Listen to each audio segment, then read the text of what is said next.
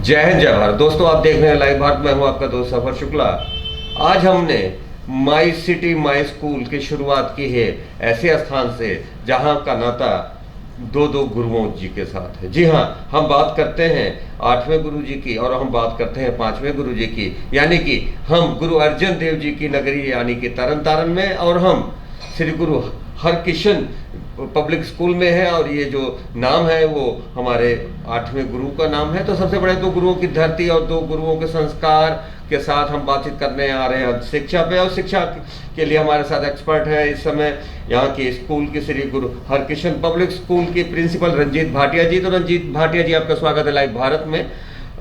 सबसे पहले कोरोना का संकट काल है, पहले ये बताइए आपके जितने परिवार के लोग हैं सब तंदुरुस्त हैं, सब सारा कुछ कुशल से? शुक्रिया बहुत बहुत। जी हाँ, बिल्कुल परिवार बिल्कुल सुख सुविधा से है और सभी बच्चे और अध्यापक सब लोग बिल्कुल ठीक से हैं। चलिए, कोरोना के महाकाल में सब बच के रहे। तो रही बात शिक्षा की, तो एजुकेशन में जो फर्क पड़ा है, इन फर्क को तालमेल को आप सोशल मीडिया पे ले जाकर क्या क्या प्लानिंग करके रखी आपने, और ऑनलाइन एजुकेशन के लिए आपके स्कूल ने क्या कर रखा है?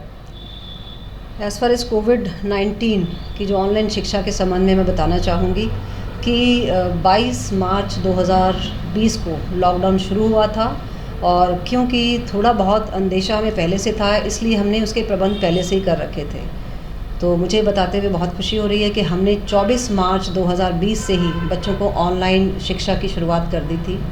पहले 15-20 दिन हमने व्हाट्सएप के ज़रिए काम भेजा बच्चों को, assignments, lessons, question answers, summaries वगैरह। उसके बाद हमने ऑनलाइन टीचर्स को ट्रेन किया कि वो कैसे गूगल मीट पे, कैसे जूम के द्वारा क्लासेस लें और बच्चों को शिक्षित करें, जिससे बच्चों का उनके साथ फ़ेस टू फेस इंटरेक्शन हो सके।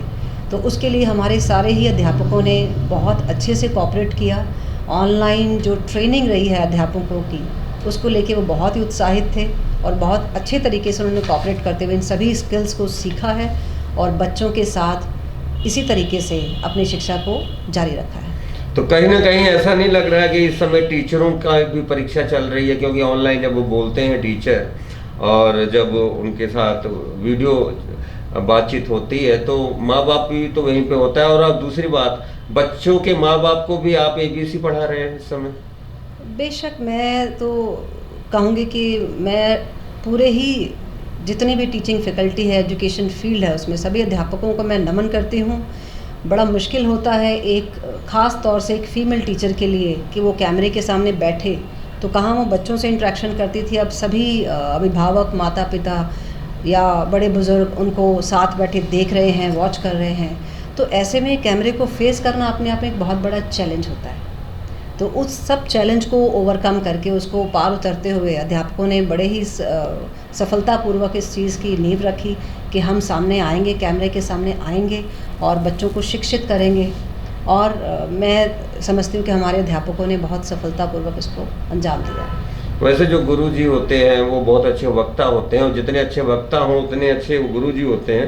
तो जब आप गुरु बनी तो अपने आपके जो नानके दादके में आप पहली बार इस लाइन में पेशे में आई, और उसके बाद में माँ बाप को आपने यही लाइन क्यों चुना? मैंने बाय चॉइस अध्यापन को चुना है, क्योंकि मुझे लगता था कि भगवान ने मुझे इसी काम के लिए भेजा है। ऐसा नहीं है कि कई बार लोग सुनते हैं कि किसी भी और पेशे में सफलता नहीं मिली तो चलो अध्यापक बन जाएं, बट मुझे शुरू से इच्छा थी, तो इसीलिए मैंने इस पेशे को चुना है। अरे वाह, कितने साल से इस पेशे में हैं? मैंने 1998 से इसकी शुरुआत की थी कपूरथला में एक स्कूल से, और तब से जो सफ़र चला है, तो आज मेरा एज अ प्रधानाचार्य मेरा 7वां वर्ष है ये कि मैं आज स्कूल में इस चेयर पे हूँ और बच्चों की और माता पिता की सेवा में रत हूँ।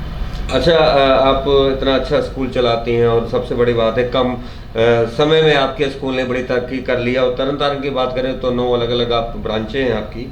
तो कहीं ना कहीं बच्चों को जब आप शिक्षा एजुकेशन अच्छी से अच्छी बेहतर बनाते हैं, उसके बाद में तो फिर बच्चे ही हैं, कोई खेल के मैदान की तरफ चला जाता है, कोई कला निर्देशन में चला जाता है। ऐसे तमाम बच्चे आपके ही स्कूल से गए होंगे, और शील्डें गवाह है इतनी, ये सभी शील्डें कहीं ना कहीं जीत के ही लेके आए हैं। ये तो कंफर्म है ना जी? बिल्कुल कंफर्म है। और सबसे बड़ी बात है, इसके मतलब कहीं ना कहीं ये शील्डों के गवाह हैं। और मुखिया आप हैं, तो बच्चों के बारे में, बच्चे इस समय चहल पहल हुआ करती थी और कोरोना के संकट काल में जैसा कि आप देखें सन्नाटा है, तो वो चहल पहल स्कूल ढूंढ रहा है, तलाश रहा है। बेशक स्कूल तो इस चीज़ को मिस करता ही है। हम सब अध्यापक, एजुकेटर सब इस चीज़ को मिस करते हैं, क्योंकि ये स्कूल वाकई में जैसा आपने कहा बच्चों से भरा हुआ होता था। तो उसकी कमी को पूरा करने के लिए भी हमने रास्ता निकाला है। हम हर तरीके से ना सिर्फ खेलो इंडिया की जो हिदायतें हैं उसके अनुसार, बल्कि उसके अलावा भी जितने हमारे गेम्स एंड स्पोर्ट्स के टीचर हैं वो सब के सब बच्चों को ऑनलाइन ट्रेनिंग देते हैं, फिजिकल एजुकेशन सिखलाते हैं, एक्सरसाइज करवाते हैं। तो चाहे स्पोर्ट्स की एक्टिविटीज़ हों या आर्ट एंड क्राफ्ट हो, चाहे संगीत हो या गुरबानी से सिखलाई संबंधित कोई काम हो, तो वो सब चीज़ें निर्विघ्न हमारी चलती चली जा रही हैं। हमने ऑनलाइन की वजह से इसको एक हमने बाधा नहीं बनने दिया। हमने बहुत अच्छे से उन सब चीज़ों को साथ लेके चले। तो ना सिर्फ सब्जेक्ट सिखाए जा रहे हैं, बल्कि जो सब्जेक्ट की ट्रेनिंग है उसके अलावा सभी जितने भी को करिकुलर एक्टिविटीज़ थी उनको भी हम साथ में लेके चल रहे हैं। अच्छा, ये बताइएगा कि कहीं ना कहीं मैं समझता हूँ कि स्कूल कॉलेजों को अब वो वाली पढ़ाई भी करानी पड़ेगी जो सीधा विदेश ले जाए, क्योंकि इतने सेंटर खुल गए हैं। अगर रंजीत अवनी या पूरे पंजाब की बात करें तो हर कोई बच्चा पढ़ता है यहाँ पे, +2 करने के बाद यही सोचता है आईलेट्स करें और बाहर जाएं।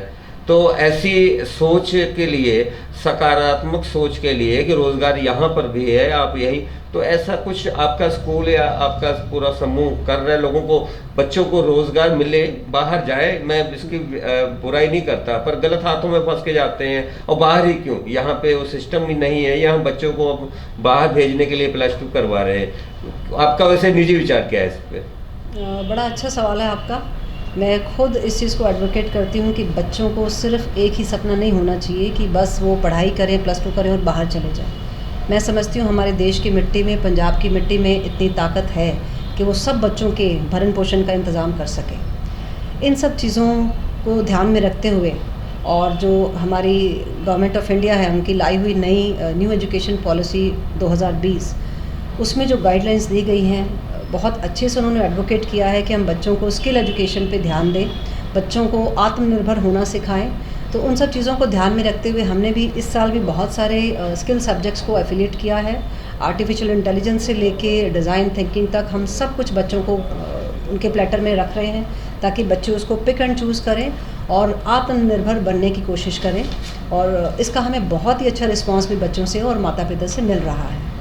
तो रंजीत भाटिया जी हैं और आत्मनिर्भर बनने की ये बात कर रही हैं और बना भी रही हैं। और सबसे बड़ी बात कि हम बात करें सिर्फ तरन साहिब की, तो ये वो इलाका है जो कहीं ज़माने में आतंकियों का गढ़ हुआ करता है। तो मैं यूँ कहूँ कि आतंकवादियों के गढ़ रहे इस ज़मीन पर देश का ये जो देशभक्ति का जो बीज अंकुर ये वो बीज रही हैं। और सबसे बड़ी बात, शिक्षा का संस्कार बांट रही हैं और ऐसे बांट रही हैं कि पूरा तरन तारण गवाह है और आसपास के इलाके भी गवाह हैं, क्योंकि स्कूल की जो प्रसिद्धि होती है वो लोगों की जुबानी होती है और लोग सच कहते हैं और सच यही कहते हैं कि यहाँ पे पढ़ाई भी बेहतर है, संस्कार भी बेहतर है। ये यहाँ का लाइव भारत के सर्वे की रिपोर्ट भी है।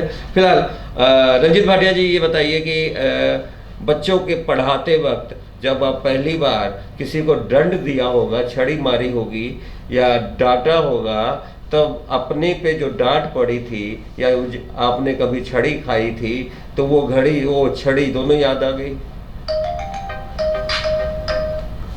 दरअसल जो आपने सवाल पूछा है कि किसी को सज़ा देते वक्त और फिर अपना वक्त याद आया, तो अपना वक्त याद रखते हुए मैंने कभी किसी को दंड दिया ही नहीं।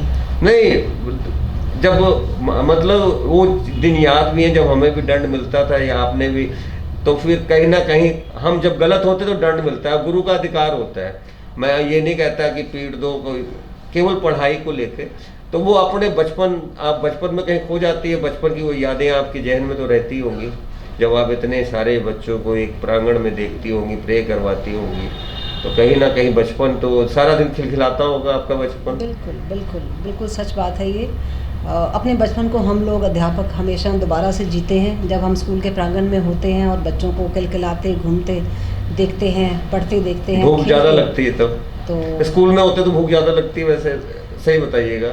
ऐसा होता है जब टीम सारा होता है तो भूख ज़्यादा नहीं लगती? ऐसा नहीं, बेशक कि घर में कम लगती है। ऑफ कोर्स यस, हम जब बच्चे स्कूल में, अगर आप बच्चों की बात करें तो जैसे बच्चों को मैं समझती हूँ कि अगर बच्चों का पेट भूखा होगा तो पढ़ने में भी ध्यान नहीं लगेगा, ना सही ही बात। क्रियाकलापों में बच्चे लग पाएंगे। सही बात। तो मैं उनको एक की जगह पे 2 ब्रेक देना पसंद करती हूँ, जो कि मैंने दिया भी है। अच्छा। मैंने स्कूल ज्वाइन किया। अच्छा, वाह। तो ब्रेक वाली प्रिंसिपल मशहूर तो नहीं हुई? मैं तो बहुत तरीके से मशहूर हूँ बच्चों कैसे के कि लिए। जैसे कि मैं बच्चों की पर्सनल काउंसलिंग करने में विश्वास रखती हूँ कि जब बच्चे कहीं कोई गलती करते हैं तो बजाय इसके कि उनको सज़ा देने के, उनको राइट रीज़न बताना बहुत ज़रूरी है कि क्या गलत है क्या सही है। जब बच्चों को सही और गलत की पहचान होती है, फिर उनको चुनने का मौका देती हूँ कि अब आप खुद से इसको एक फ़ैसला लें कि आपका कौन सा व्यवहार सही है। जी जी। वैसे इमेज बन जाती है, वैसे आपकी इमेज कुछ ना कुछ बच्चों के सामने तो बनी होगी। बच्चे आपके जो यहाँ से गुजरते हैं कुछ ना कुछ तो आपको कहते ही होंगे। मैंने प्रिंसिपल से, डीवी कॉलेज की प्रिंसिपल नीरा शर्मा से पूछा कि कितने बच्चों की अम्मा हैं आप, तो उन्होंने बताया कि सैकड़ों बच्चों की। तो ऐसे सारे बच्चे आपके ही बच्चे हैं, तो उनको कैसे संस्कारों में ढालते हैं? और सबसे बड़ी बात है कि क्या आप समझती हैं कि आज के जो दौर में ईमानदारी जिंदा है? बेशक ईमानदारी बिल्कुल ज़िंदा है और उसी के दम पे दुनिया है, मेरा ये भरपूर विश्वास है। जब हम अपने बच्चों को यहाँ शिक्षा देते हैं तो इस मन से स्कूल में आते हैं कि ये सब हमारे ही बेटे और बेटियाँ हैं। जो मेरा पहला एक अनुभव होता है स्कूल के दरवाजे से अंदर आने का, ये सोच के आते हैं कि all are my sons and daughter, तो हम उन सबको अपने बेटे बेटियों की तरह पढ़ाएं। यही मेरी स्टाफ को भी। चलिए, बहुत बड़ी बात की है। ऑनलाइन की बात करते हैं और यहीं पे हम करते हैं ये स्पेशल इंटरव्यू समाप्त। ऑनलाइन में आप बच्चों को पढ़ाने के जो आपने अपना सारा जो नेटवर्क तैयार किया है, वो कितना के आप समझती हैं कि अभी भी कुछ ऐसे बच्चे हैं, परिवार हैं जिनके पास नेट के पैसे नहीं हैं? हो सकता है कि ऐसे लोगों की मदद भी की जाए, ये आप अपील भी कर सकते हैं, क्योंकि जब इंटरनेट से पढ़ाई होगी तो कहीं ना कहीं कुछ परिवार ऐसे भी होंगे जिनके पास इंटरनेट के पैसे नहीं हो। संस्था कर सकती है, कोई भी कर सकता है। फिलहाल बच्चे सब पढ़ें, पड़ोसी ये याद रखें, एक ये पड़ोसी का भी धर्म है कि उनके बच्चे स्कूल जा रहे हैं या नहीं रहे, ऐसा धर्म निभाना चाहिए। इसके साथ आप हमारे लाइव भारत के साथ आप अपील भी कर सकती हैं, तो सीधे आप हमारे दर्शकों को एक अपनी संदेश भी दें और लाइव भारत के लिए जो कुछ भी कहना चाहें वो कह सकती है। मैं यही कहना चाहूँगी कि आज के दौर में, जबकि करीब 6 महीने से ज़्यादा का वक्त हो चुका है और हमारे अपने स्कूल की बात करें तो लगभग सभी बच्चों के पास मोबाइल फ़ोन की सुविधा है। कोई 2-3 बच्चे जो होंगे तो उनके आस पड़ोस वाले या उनके अपने क्लासमेट्स उनको पूरी तरीके से सहयोग कर रहे हैं। लेकिन देश भर की अगर बात करें एट लार्ज, पूरे देश में तो बहुत सारे बच्चे, अभी लाखों करोड़ों बच्चे होंगे जिनके पास मोबाइल फ़ोन्स नहीं है, टेक्नोलॉजी नहीं है या पैसा नहीं है। तो मैं सभी उन लोगों से अपील करूंगी जो भी उनको हो सके, जिस तरीके से भी उनको सपोर्ट कर सके, फाइनेंशियली कर सके या अपने गैजेट्स उनके साथ शेयर करके कर सके। कि कहीं घरों में 5 से 6 फ़ोन हो सकते हैं, हर एक मेंबर के पास हो सकते हैं, लेकिन उनके पड़ोस में बैठने वाला बच्चा, उसके पास शायद एक भी फ़ोन की सुविधा ना हो। तो मेरी उन सब लोगों से अपील है कि वो उन बच्चों को मदद करें कि वो अपनी ऑनलाइन पढ़ाई के वक्त कम से कम 1 या 2 घंटे उनको अपना फ़ोन देने की जो है सहायता दे सकते हैं और वो बच्चे उसको ऑनलाइन पढ़ाई का फ़ायदा ले सकें। तो ये थी रंजीत भाटिया जी, प्रिंसिपल श्री गुरु हरकृष्ण पब्लिक स्कूल तरनतारन की। हम फिर मिलेंगे माई सिटी माई स्कूल के इसी स्पेशल प्रोग्राम में किसी और हस्ती के साथ। आप देखते रहे लाइव भारत। ये स्पेशल प्रोग्राम था लाइव भारत के लिए मनोज भगत और सफर शुक्ला की स्पेशल रिपोर्ट। आप देख रहे थे लाइव भारत, देखते रहे लाइव भारत। जय हिंद, जय भारत।